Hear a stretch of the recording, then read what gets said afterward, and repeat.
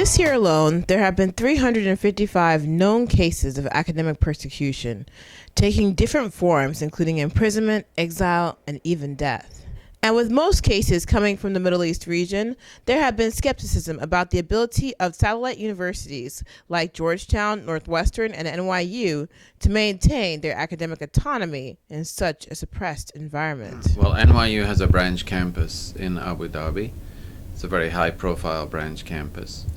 And ever since the announcement of this initiative, there's been a lot of skepticism about the ability of our institution to maintain principles of academic freedom on the one hand, and also to respect the rights of non-instructional staff, especially the migrant workers who were involved in the construction of the campus there.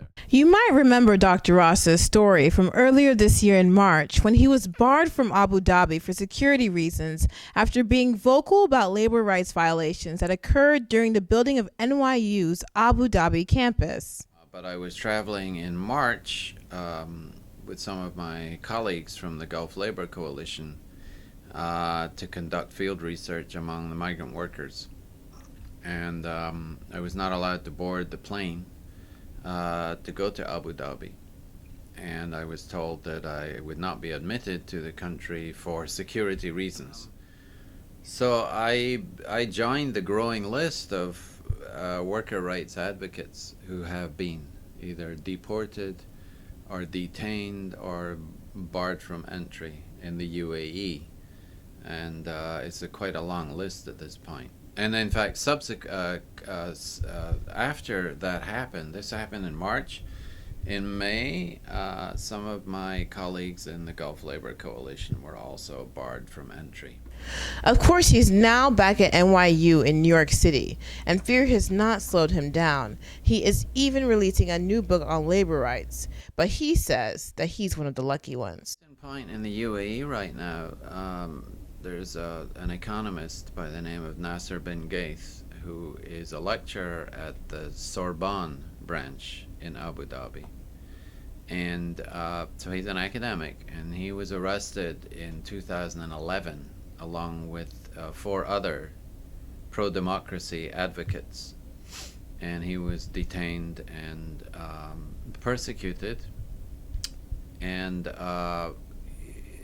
several hundred NYU academics signed a letter urging our president, President Sexton, to speak out about the plight of the UAE 5, as they were known. It was a very celebrated case. He ignored the letter, did not speak out, and we felt that was very unfortunate, and the silence continues. And in recent weeks, Nasser bin Ghaith has been arrested again. His whereabouts are unknown. Of course, when criticism of the government is so limited, it's hard to understand if a student who has a political science degree from NYU Abu Dhabi will have an equivalent degree to the student in New York City. According to Scholars at Risk, an organization founded at NYU New York City and dedicated to protecting what they call the freedom to think, people are watching closely, but it's simply too early to tell. The thing that universities with satellite campuses should do, and oftentimes I think do, is to recognize these values, these values of academic freedom, as they're implementing and developing these campuses, and recognize that these are universal values, and that they themselves have a role and a very important role in promoting them and making sure that they are sort of lived out day to day, not just in countries that might be viewed as more rights respecting like ours.